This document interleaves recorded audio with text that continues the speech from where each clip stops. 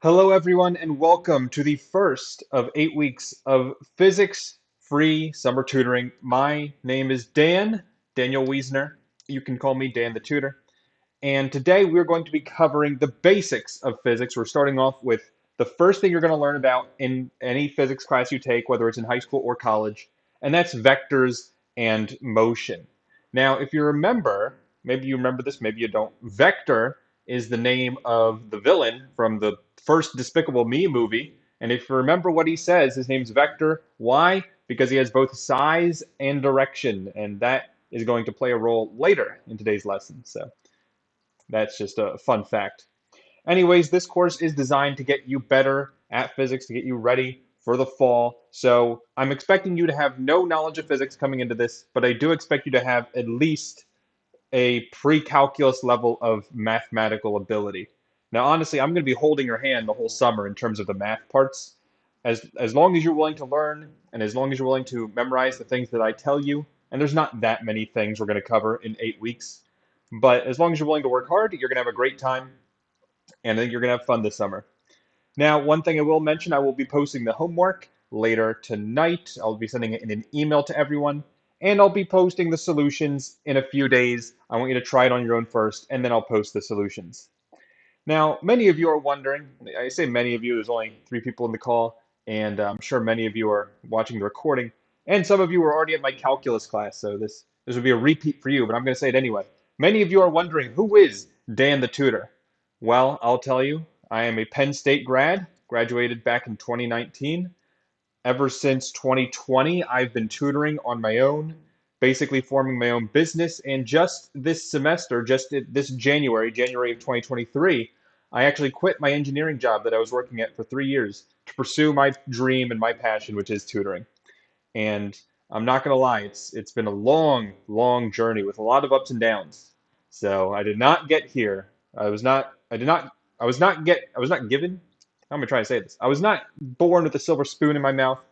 I was not given all the, my dad didn't run a tutoring company. I built this from scratch with my own bare hands. And why did I do it?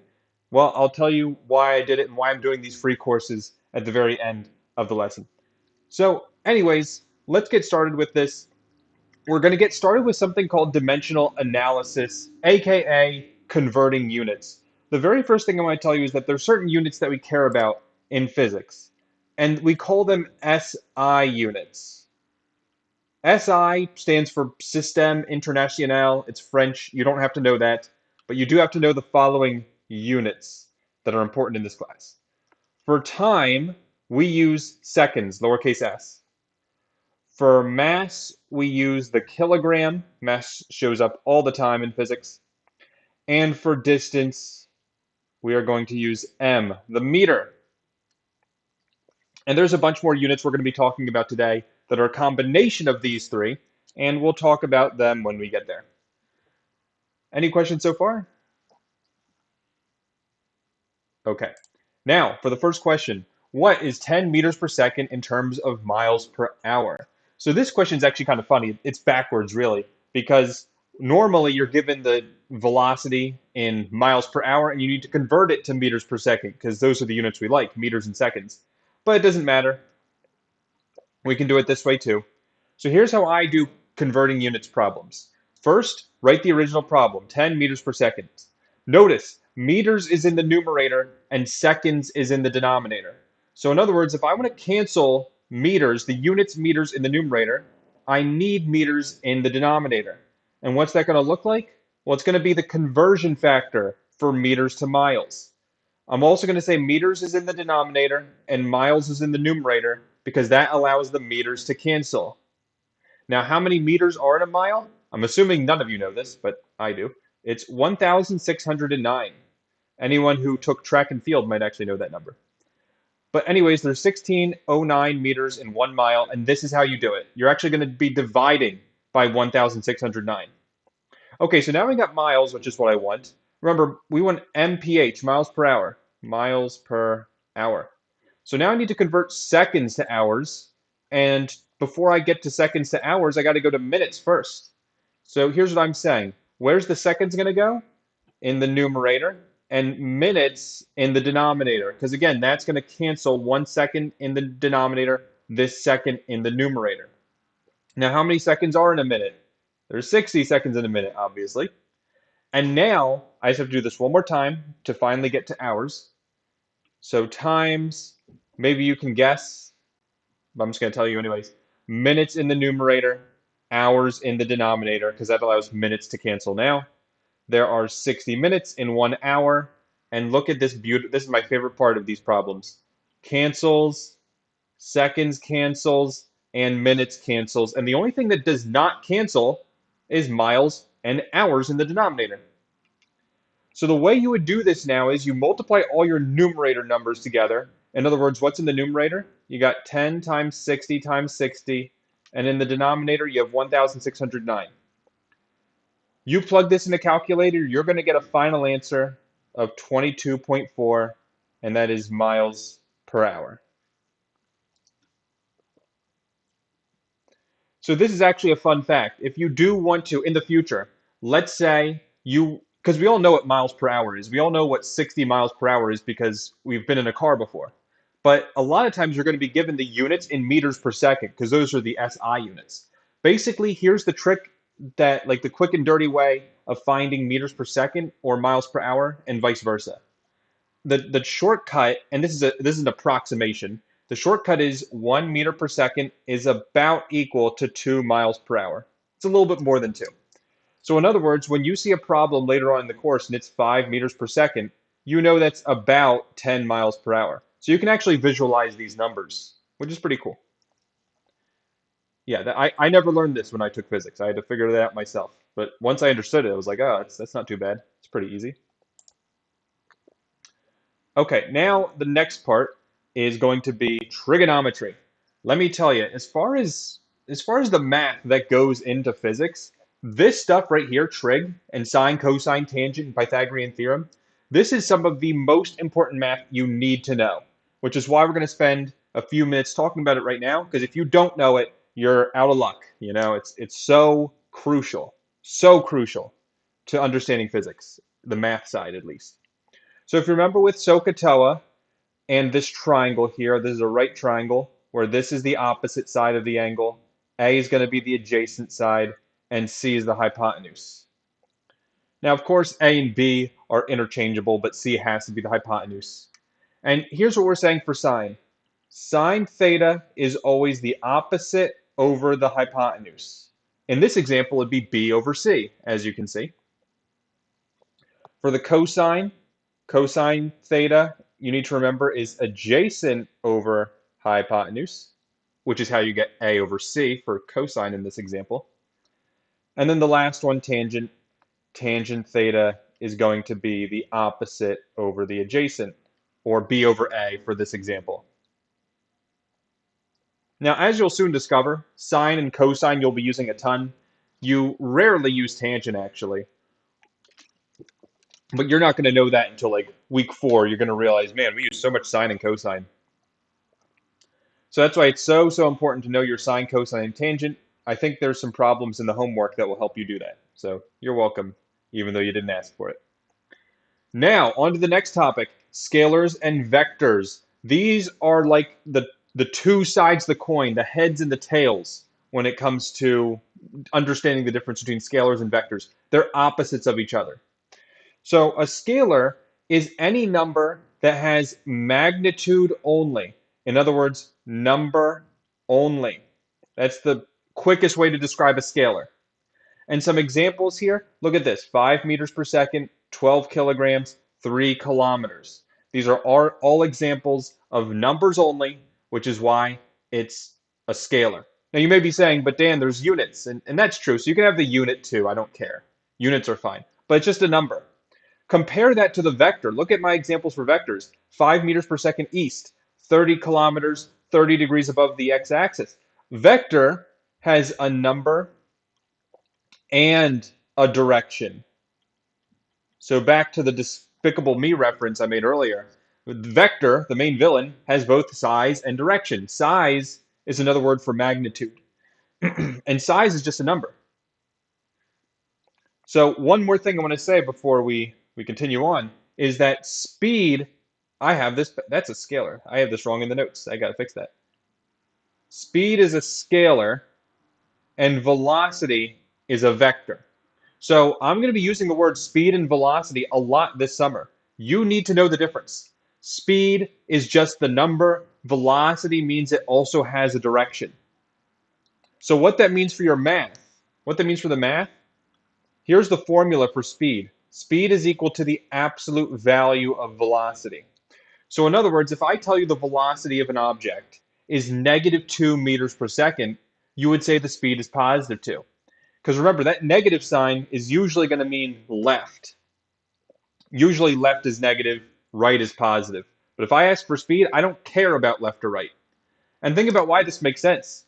Because in your car, what do you have in your car that measures your speed? Your speedometer, right? It's not called a velocimometer. In other words, it doesn't measure velocity. Your speedometer in your car measures speed. In other words, you could be going north, south, east, west. Doesn't matter. The car is just telling you your speed, not your velocity. It doesn't tell you your direction. I mean, some cars do actually tell you your direction, but we're going to ignore that because that's not a good example right now.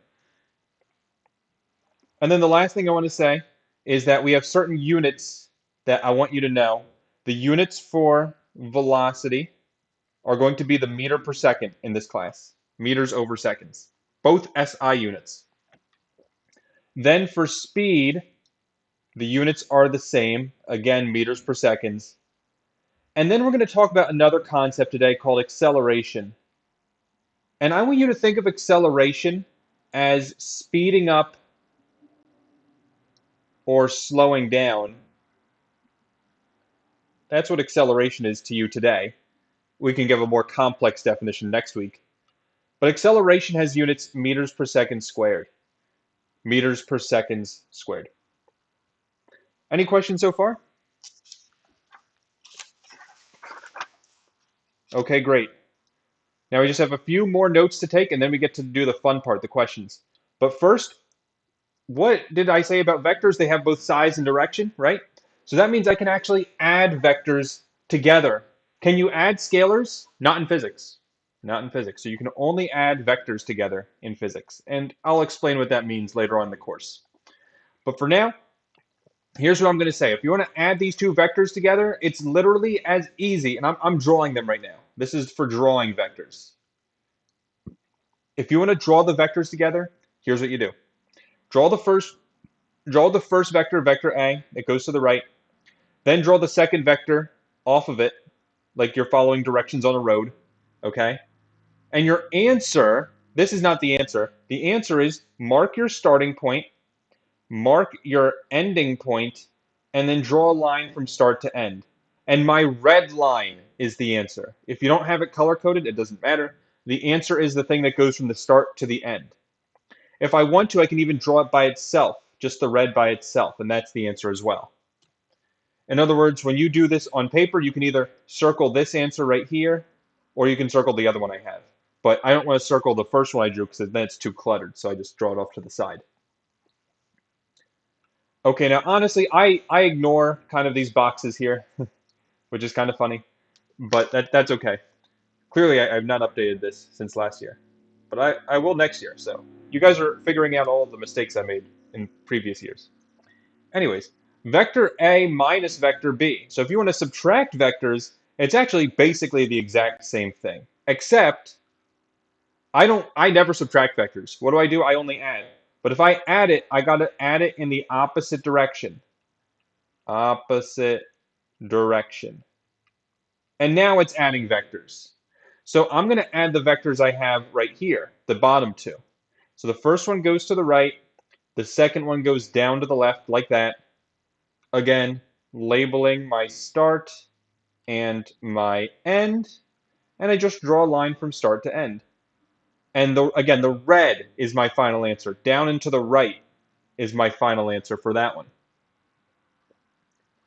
And this is something you're going to be doing a lot in the beginning of physics.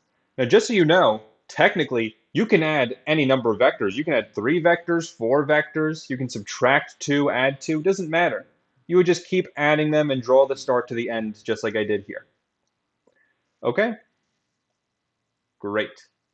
Next, algebraically, this just means the numbers. So you can also add vectors by adding the numbers. Here's what I'm going to tell you. There's some notation we use for direction with the numbers, and I bet you've never heard or seen this before. And also, they do something different slightly in college, but, well, some colleges have different notations. Very annoying. I've seen a lot of stuff over the years.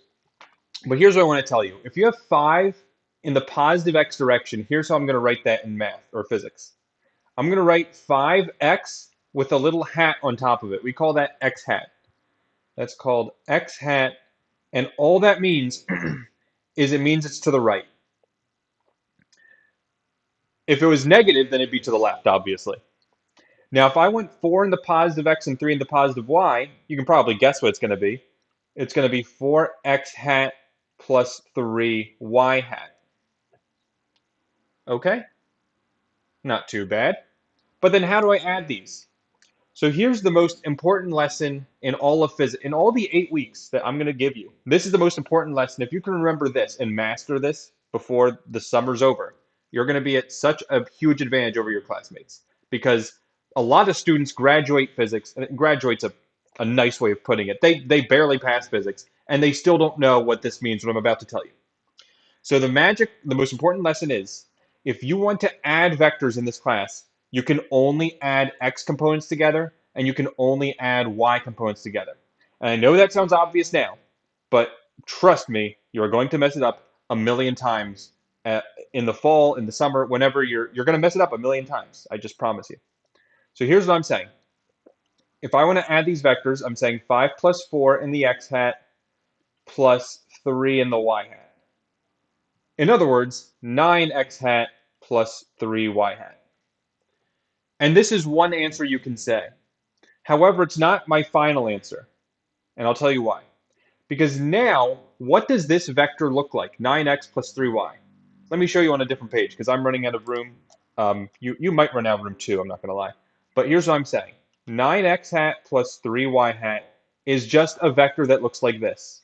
9 in the x and 3 up, 3 in the y. And you want to make a right triangle out of this. Make a right triangle. That's why SOHCAHTOA is probably the most important geometry or pre-calc topic to know all year, is because you're going to be doing right triangles in SOHCAHTOA constantly in this class. You're going to be sick of it.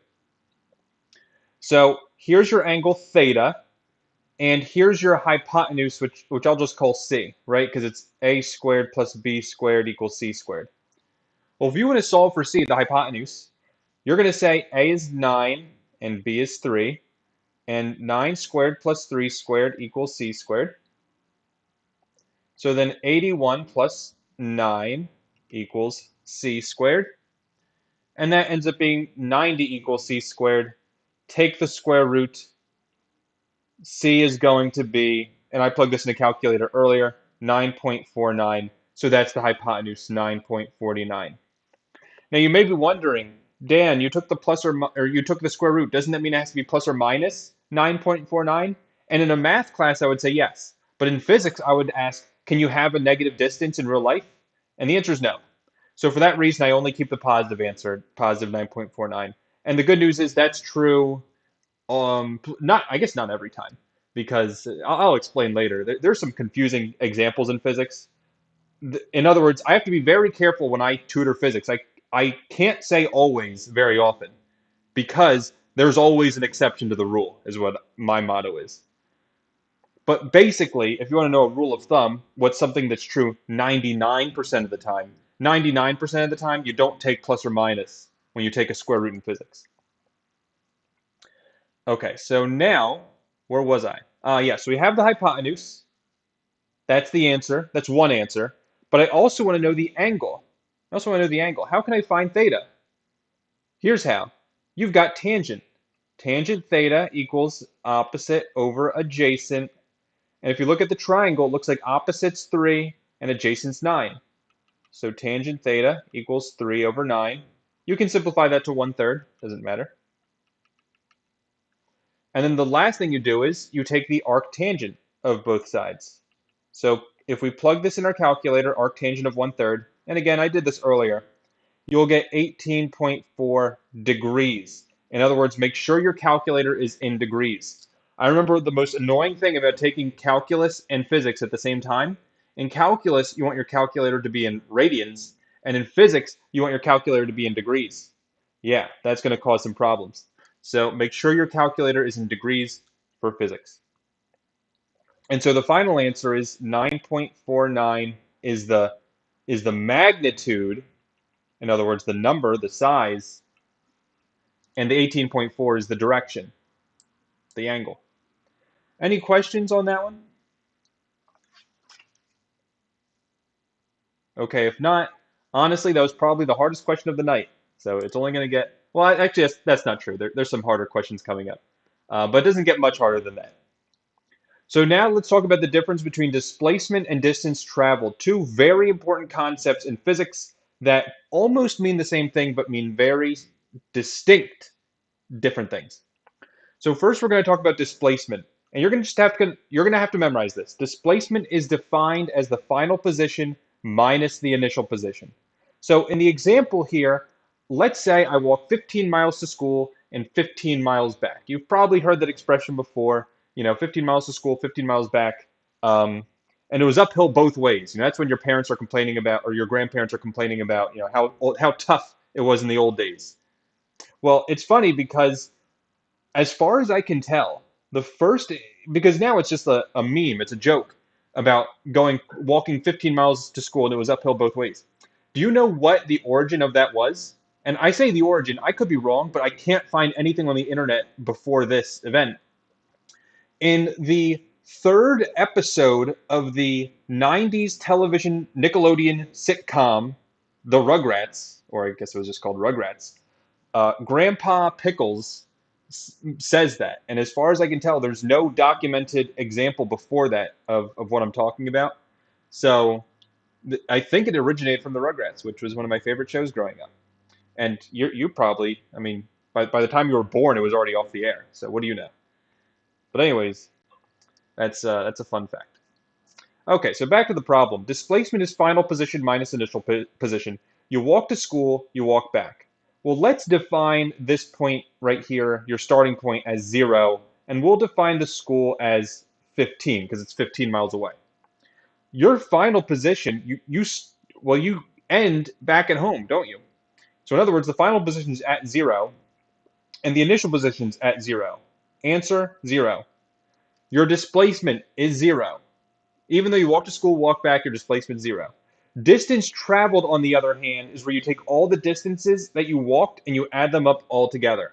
So in other words, you walked 15 there, you walked 15 back, add them together, 30 miles. 30 miles is the answer for your distance traveled.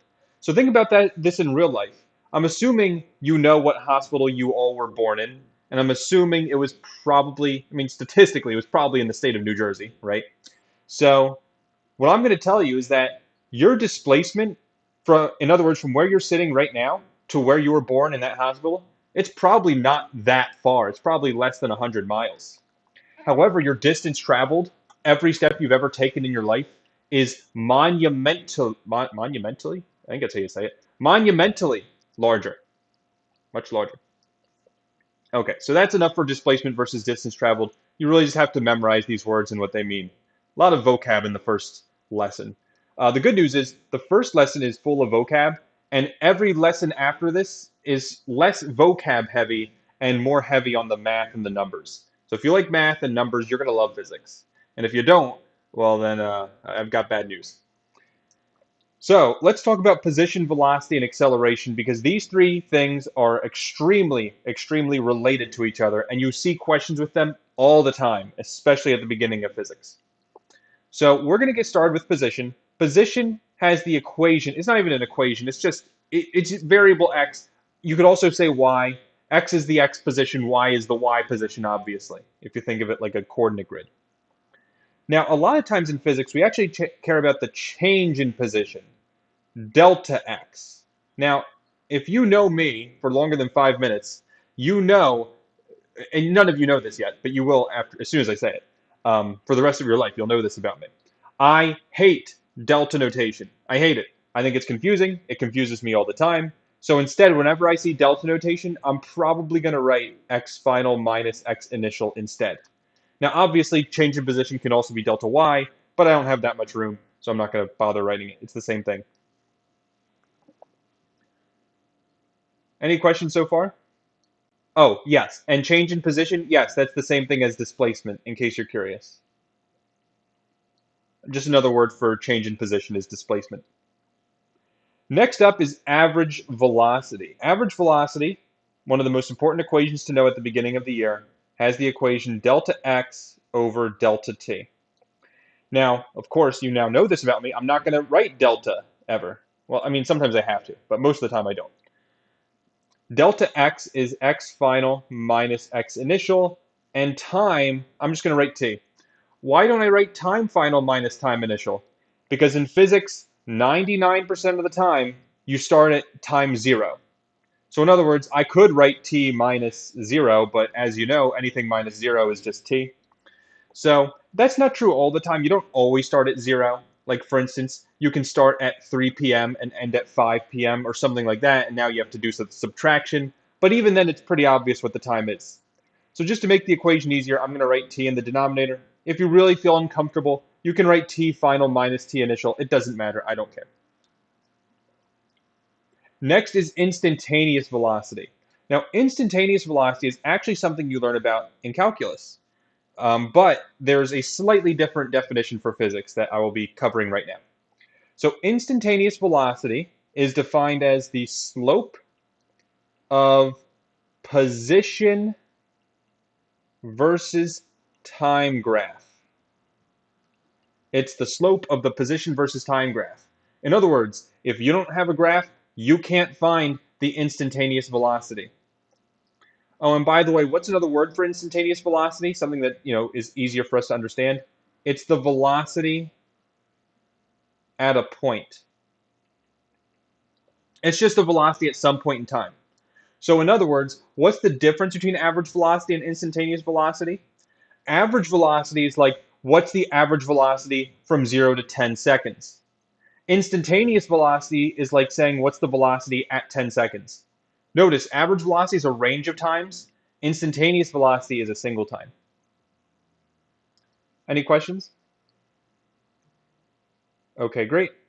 Next is average acceleration and instantaneous acceleration. The good news is the equations are almost exactly the same. Average acceleration is delta v over delta t, which of course I'm going to rewrite to v final minus v initial over the time. Again, I don't care about the delta t part. And then instantaneous acceleration is the slope of velocity versus time graph. So in other words, if you don't have the velocity versus time graph, you can't find the instantaneous acceleration. I repeat, you cannot find the instantaneous acceleration. And one more thing I want to say before I move on. Instantaneous velocity and instantaneous acceleration are technically calculus terms. In other words, once you get to calculus, and those of you taking my Calc 1 course, you'll figure this out, I think next week or in 2 weeks, that what this means in math is it's called the derivative. It's a rate of change. But luckily, this is not really a calculus course, especially not the first time you take physics. The second time around you take physics, yeah, it's a little more calculus oriented with the AP physics class. But even then, it's not heavy in the calculus. It's really the same course between Physics 1 and Physics C. But the one thing I do want to say is that this is another calculus concept that we can explain very easily without needing actual calculus, is change in position. I actually have a second definition for it.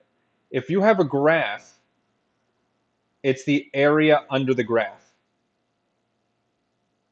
Oh, I forgot. Velocity versus time graph. So in other words, change in position, there's two definitions. It's either x final minus x initial, or it's the area under the velocity versus time graph. Obviously, you do that when you have velocity versus time graph given to you. Any questions on anything I just said? Oh, could you clarify a bit more on instantaneous acceleration? Like, how would you visualize that? Yes. So remember how, what did I say acceleration was? Acceleration speeding up or slowing down? So for instance, let's just say hypothetically, I'll even give you an example because that's a very good question. And we'll be covering acceleration a lot more next week, honestly, with the kinematic equations. But oh, is kinematic equation? No, next week is relative velocity. Never mind. Week three will really get into acceleration deep. But before that, I'll just give you a basic example. If I tell you the acceleration, like the instant, let's say the instantaneous acceleration is 2 meters per second squared. What does that mean in English? It means that every second, what this means is every second your velocity increases by 2 meters per second, which, if you remember in miles per hour, that's about 4 miles per hour. Does that answer your question? Yep, it makes sense. Thank you. No problem. And again, even if anything does not, I very much encourage you to ask questions, but don't be discouraged if something doesn't make sense after the 8 weeks. Because I'm expecting you to, and let's say after 8 weeks, and I were to give you a physics final, I expect all of you to fail it. There's just no way you would not fail it. I'm sorry. But the good news is that when you take it in the fall, you've already failed once, basically. I'm not actually giving you a final, but what I'm saying is you've gotten through all the failures the first time around, and you're just going to be better off the second time around. So I just promise you, you're going to have a much better time than your classmates with all this stuff, especially because you're dealing with Dan the tutor, the greatest tutor of all time. Okay, so problem one, we've got two of these. The first one's a position versus time graph you can see here. This is position versus time. Keep that in mind as we go through the questions. Question 1a.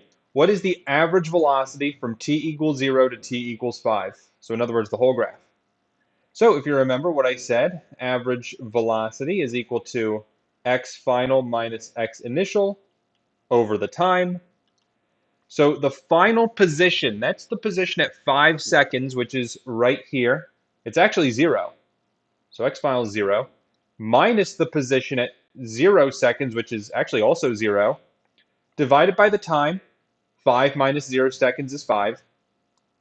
And so 0 over 5, that's just 0. So the average velocity is 0. And I know that's confusing to understand. How can the average velocity be 0 if you're moving?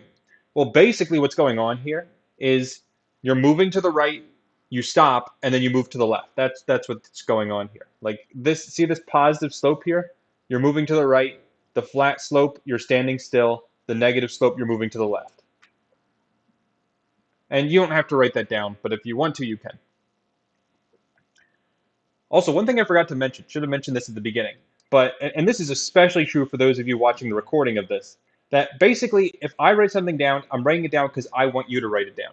And if you're just watching this, then I'm just going to tell you you're not learning anything. I can promise you that. So the only way you're really going to be learning this stuff and really retaining it and being able to do the homeworks later on is if you're writing this stuff down. Should have mentioned that at the beginning. I forgot. I apologize. But now you know. And I'll mention it at the beginning of the next lesson too. Okay, part B. What is the instantaneous velocity at t equals 1? So remember what we said Hey, I have instant. a question. Go for it. I have a question about A. So Yes. if the average velocity is 0, couldn't we also say that there's no displacement occurring or that the displacement would also be 0? Sorry about the background noise. No, you're good. And so that would be true. Yes, that is true. When you have 0 average velocity, it means your displacement is 0. And why is that? Because look at your numerator. Your numerator is x final minus x initial. That is the definition of displacement. So when your displacement's 0, then yes, your average velocity will be 0. Thank you. No problem. Now part B. What is the instantaneous velocity at t equals 1? What did we say instantaneous velocity was? Let me scroll up. We said it was the slope of the position versus time graph. Well, that's good because I gave us the position versus time graph. So that means that I just have to find the slope right there. And remember, slope slope is just the rise over the run. So if I think of the rise over the run here, it looks like the rise from 0 to 2, that's where the slope is 20. It goes up 20 from 0 to 20. And then the run is 2. Now you may be saying, but Dan, that's not 1. You have to do 1. And I would say, no, I don't have to do 1. Why not? Because the point 1 is on this line, right? So I don't have to do 1. I can pick any 2 points on this line. And I just happen to choose 0 and 2. And that's perfectly fine. So anyways, you are going to get a instantaneous velocity of 10. Yes, this is going to be 10. The units are meters per second. And there's our answer for 1B. Any questions on that one? Okay. Part C. What is the average acceleration from t equals 0 to t equals 5? So remember, average acceleration, let's see the equation. Average acceleration is v final minus v initial over the time. But we don't have velocity versus time. So I guess it's impossible. Well, if it's impossible, then why am I asking the question? So yes, there is a way to solve this. Let me tell you. The final velocity, I'll draw it in red. The final velocity is the velocity at that point right there, right? And isn't velocity slope? Yes, the answer is yes. Velocity is the slope of position. Well, what's the slope of that line? Well, the slope is the rise over the run. The rise is actually negative 20 because you're going down 20. That negative is important. And the run is from 4 to 5, so 1.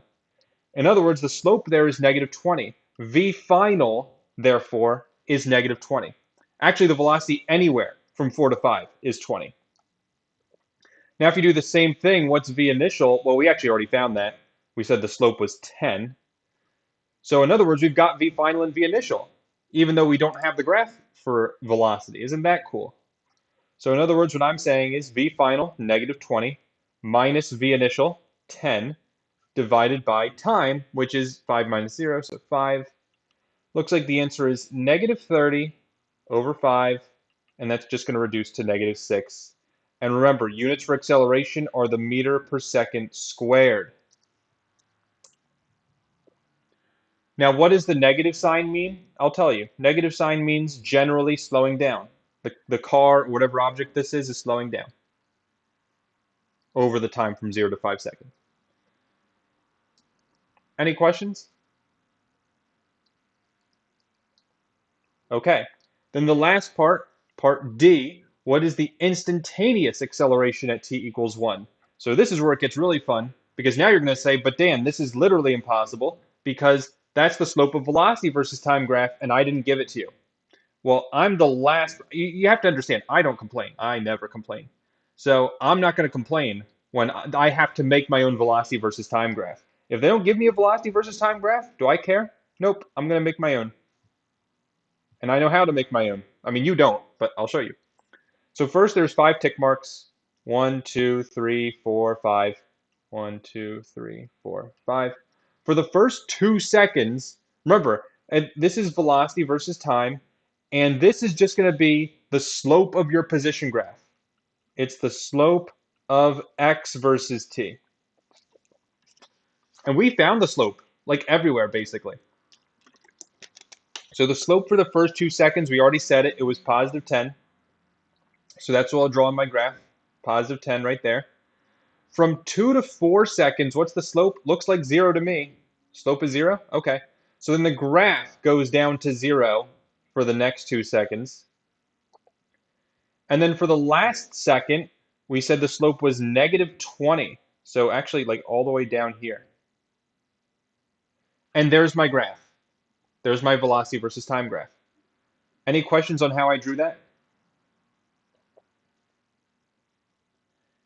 Now, one thing I will say, and I don't even want to say this, but I'm going to anyway. If this was a math class, again, this is not a math class, this is a science class, even though physics is closer to math than science, in my opinion. But this is not a math class. In other words, if this was a math class, I would have open circle here, open circle here, open circle here, open circle here.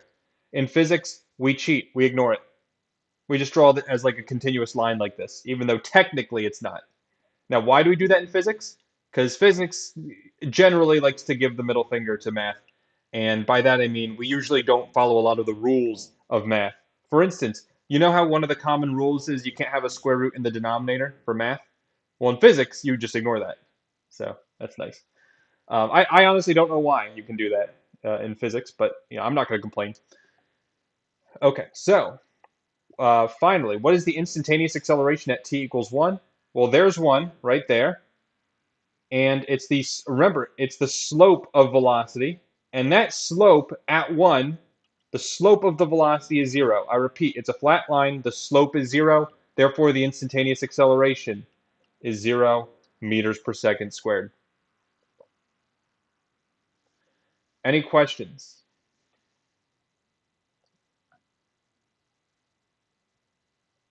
Okay. Now for the last one. Question 2, which is again broken up into 4 parts. This one's different though. I give us a velocity versus time graph. Is that going to make a difference? Yeah, probably. That's fine. So, part A, what is the average velocity from t equals 0 to t equals 5? Well, average velocity, v average equals x final minus x initial over time. But I don't have x. I don't have any x's. I have velocities. Does anyone have any idea how I'm going to find average velocity?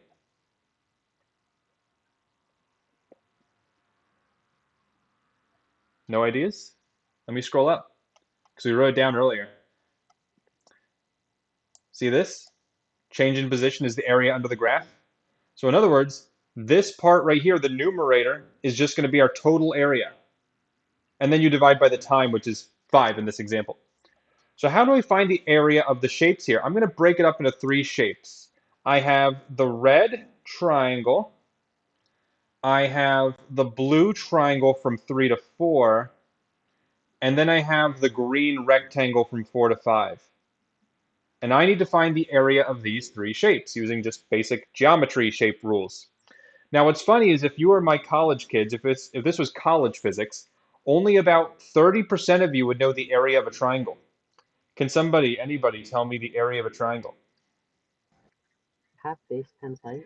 1/2 Or base times height. That's right. That's why I'm convinced that kids who go to college are dumber than kids who are in high school. I just don't understand it. Happens every time. So anyways, 1/2 base times height. Well, the base is 3 and the height is 10. So 1/2 times 3 times 10, that's just going to be 15. So the red is 15, positive 15 because we're above the x-axis. Now for the blue, blue is another triangle, 1/2 base times height. It's going to be 1/2 times the base 1 from 3 to 4, the base is 1. And the height is negative 10 because you go down 10. And that's just going to be negative 5. And then for the green, you're going to love this. What percent of college kids do you think know the area of a rectangle, which by the way is the most basic shape in geometry, and you know it in like second grade? It's actually higher. It's around 60% of kids know the area of a rectangle. The other 40% say and they stammer and they feel really embarrassed because they know they should know it, and they should, believe me. Like I don't even understand. Like you're in college. Like how'd you even go to this college if you didn't know this? But I digress. We're gonna just move on from this. Base times height is the correct answer. So base is 1, height again negative 10. So it's just negative 10 there. So if you want to find the total area, you just add up these 3 numbers. 15 minus 5 minus 10. You get 0. You know what the funny thing is? What's the average velocity? It's 0 again. 0 has shown up now for like 3 or 4 times. That's just a coincidence. That normally does not happen. But there's our average velocity. Any questions on part A? Okay. Part B, what is the instantaneous velocity at t equals 3? Now what's funny is you look at the point 3 right here, and you try and find the slope at 3. And before you find the slope, I tell you, stop. Don't find the slope. Why not? I thought you're supposed to. You're supposed to find the slope of the position versus time graph. I don't have the position versus time graph. Now, here's a question for you. Can I draw a position versus time graph for this data? The answer is yes, I can, because I'm a math and physics genius. You cannot, and you will never. Okay? I hate to break the news to you, but you will never go the other way. What do I mean the other way? In other words, we can go from position to velocity to acceleration just fine. Let me show you. You can go from position to velocity to acceleration just fine, and you do that by looking at the slope both times. What I'm saying is you cannot go backwards. It's possible to go backwards, but unless you get a 5 on the AP Calc exam, I'm not holding my breath. I don't think you're going to be able to do that anytime soon. Although some of you will get a 5 on the AP Calc exam, and then you can show me. But until that day comes, we're not doing that, especially not in the summer. Okay, so that then begs the question, what is the instantaneous velocity at t equals 3? The answer is, what's the velocity at 3? That point right there, a velocity versus time graph, the velocity 0, the answer is 0. Why is it 0? Because you're 0 on the, like, look at this. There's your velocity. I'm saying the instantaneous velocity at 3 is 0 because that's what the graph is telling me. If I ask for the instantaneous velocity at 2, that would be 10. Instantaneous velocity at 4, negative 10. See what I'm saying? So when I give you the velocity versus time graph and they ask you for instantaneous velocity, it's a trick question. They just want you to read the graph. Now, by the way, this is going to take a lot of practice before you get good at this, okay? I'm going through this with the right answers. I'm not even going that fast because I'm explaining so long. But how long did it take? Like, we're about to spend an hour going through this course. How long did this take me to when I was making my notes and like going through this? It took me less than 10 minutes to go through this entire packet. And again, that's because I've been doing this for now 8 years and counting. When you do this for 8 years, then you'll be as good as me. The problem is most of you quit after 1 year because why would you keep doing physics when you pass it? You know what I mean? So I get it. It's the same reason why I don't do English anymore because I'm a physics and math tutor. Anyways, part C, what is the average acceleration from t equals 0 to t equals 5? This is the first non-trick question. This one's actually going to follow the formula, v final minus v initial over time, where v final, that's the velocity at 5. That velocity right there is negative 10 according to my graph. Velocity initial looks like we're starting at 0. So what I'm saying is the answer is v final, negative 10, minus v initial, 0, over the time. Time is 5 minus 0, so 5. So the answer is negative 10 over 5. In other words, negative 2 meters per second squared. Any questions on that one? Okay, and then the last question of the night, and before we do the last question of the night, I just want to answer the question that many of you probably have on your mind, which is, why am I doing this on, I'm hosting 5, is it 5 or 6? Let me think out. Algebra 1, Algebra 2, Geometry, Pre-Calc, Calc, and Physics. So 6 courses. I'm hosting 6 courses, all for free, 8 weeks. Why am I doing this? For those of you who attended the calculus class earlier this week, you know the answer. So can anyone tell me? Why am I doing this for free?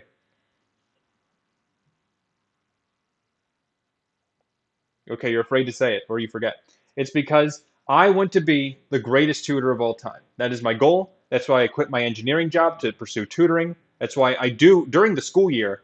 Believe me, I make a lot of money during the school year, and there's not a lot of business in the summer, which allows me to do these online courses and potentially get more clients for the fall and for the spring semesters. That's great.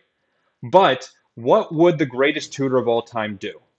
The greatest tutor of all time, if you were to ask me, would give out, would waste, not waste, but spend his summer 6 hours a week doing these physics and calculus and math courses for free to help students get ahead. And that's why I'm doing it. And so you can come back, and maybe you have other tutors after this, but you say, man, that guy was terrible compared to Dan the tutor. And that's because, of course, because there's no tutor who can touch me. Because how can you beat the best? You can't. How can you beat Michael Jordan in one-on-one? You can't unless you break his legs. And the only way you can make me not tutor is if you cut my tongue off, and that's not happening. Although it's funny because earlier this month I had lip surgery, and it's because I you know when you bite your lip, well basically I bit my lip so many times that um, it was like so inflamed that I had to have surgery to remove it. Not obviously I still have my lip, but like right here where my lip is, there was a huge cyst. It was really bad. Literally, I could still talk, but I had to talk with like gauze in my mouth for a week straight. And do you know what I did? I still tutored. I had immediately after my surgery, I had a 2-hour lesson. Did I stop? Dad stop me? Nope. Nope, because I'm the best. And don't you forget it. Okay, now finally the problem. If the object is initially at x equals 2 meters, what is the position at t equals 5 seconds? This question sounds really hard because we haven't talked about it yet, but here's basically what the question's asking in English. Delta x equals x final minus x initial. This is your initial position. We want to know the final position at 5 seconds, and delta x is our area. We said the area earlier was 0, right? So 0 equals x final, which we're solving for, minus initial position, it says 2 meters, so 2. So add 2 to both sides. Your final position is 2, and the units are meters. Easy as that. Any questions? Okay, great. Well, then in that case, thank you all for coming. I will be now posting the recording of this in less than an hour, and I'll also be sending out an email with the homework. Again, the solutions will be coming in a few days, so try the homework on your own first, and then I'll post the solutions. If you do have any questions, just stick around afterwards. I'll be happy to answer them. If not, have a great rest of your night, and I'll see you next week. Take care, and bye-bye.